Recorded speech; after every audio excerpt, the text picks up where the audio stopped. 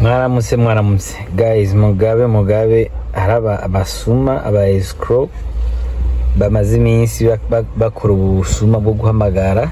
Abona iyi nimero abona ko handitse ngo Lumikash channel, hama rero bagashadinga ngo limited ijana. Abona ngaha ngo limited ijana, ora hani muri WhatsApp.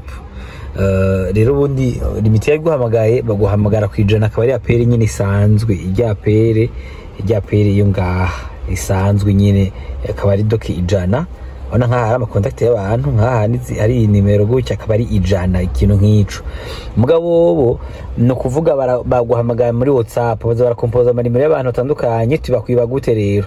No kuvuga baratelefona bakakukuja nyine barumvirije kuja kuntu aba Jean wa limitere bavuga, bakakuvugisha bakakubwira yuko ari abakozi ba limitere, ko baguhamagaye ku mvo zo kunagura internet ngo itameze neza, hanyuma bagaca bakwiganiriza nk'iminota nk'itanu. Bumvi bari WhatsApp nta mayinite bariko barakoresha, bakakuvugisha bakakuyagisha, bakakubaza ingene bimeze, bakakuvugisha bakubaza doka uherereye wamajahe, kugira nyine wumve kumenga ni ibintu bifise ishingiro.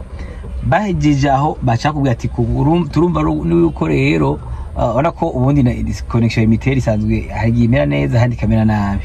Umva ni ku bantu nk'abo bose bakoresha limited.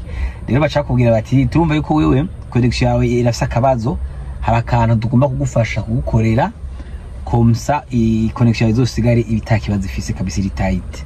Hama bacakubwira ati rero wewe raba urungike tugatukungikire kode ijeje ku boostinga internet yawe, tukurungikire kode ucitubwira komsa guhera uyu munsi connection yawe izuba ari kibiriti, izuba risawa kabisa. Bagaca bagija muri kode OTP, sinzi ko ari ikintu ukoresheje limitere, nka nyimba maze kugira nka 1xbet, nako ukegenda kode OTP cyangwa nyimba maze kugura nk'ikidandazwa bisanzwe muri supermarché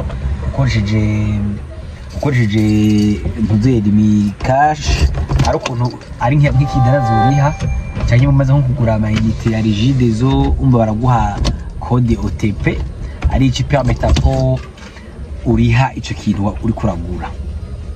Rero bacha binyegeza inyuma y'iyo option, bagaca bakurungikira ntuzuye mu kusaba kode OTP, buzuza muri nimero, umva baraja kugura ikintu kanaka nka 1xbet cyangwa ikindi kintu, bagaca buzuza bakoresheje iyo nimero yawe. Umva bakora guhamagara, bagaca buzuza bakoresheje nimero ya telefone yawe. Hanyuma rero no kuvuga muri ico gihe iyo platform yako baraca kugira bagura ico kintu, ikikurungikira wewe kode OTP kugira uyemeze. Hama rero amahera agacamba ko directement muri Lumikash. Rero mwavuganye kira ashaka kurungikira kode OTP, ati raba rero ukonfirme iyo uduhe iyo kode tuguhaye kugira connection yawe ikimera neza, naho uzosugira ikibazo cha internet. Uyenze kibarungikira ubwo nyine bacha bagerageza bagatomboza kuvuga ati reka twandike nk'ibihumbi nk'ijana cyangwa ibihumbi nk'amajana abiri, kumbure uyu muntu yaba yafise muri konte yiwe.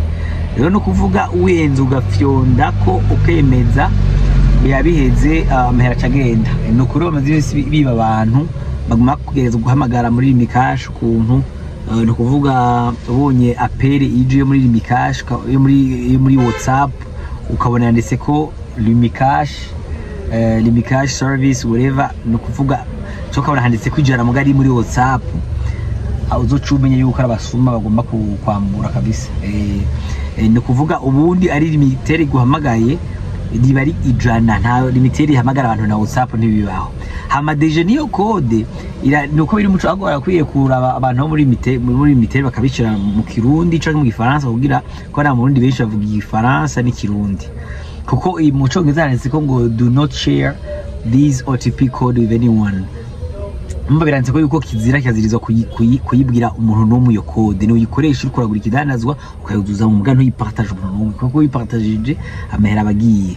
Barakwiye rero kuraba bakayishira mu doke mu Kirundi, aho kamesa iyo message izana niyo code muri limitere, barakwiye kuyishira mu Kirundi kugira ko nk'umuntu atumva icongereza byanditse gutyo yo kiyumvira ngo gukora mugufasha gukora internet, kuko birashika iyo washuje mu makurse uri mu kazi kenshi, haraho utarumarka yuko bagwamagaye na WhatsApp.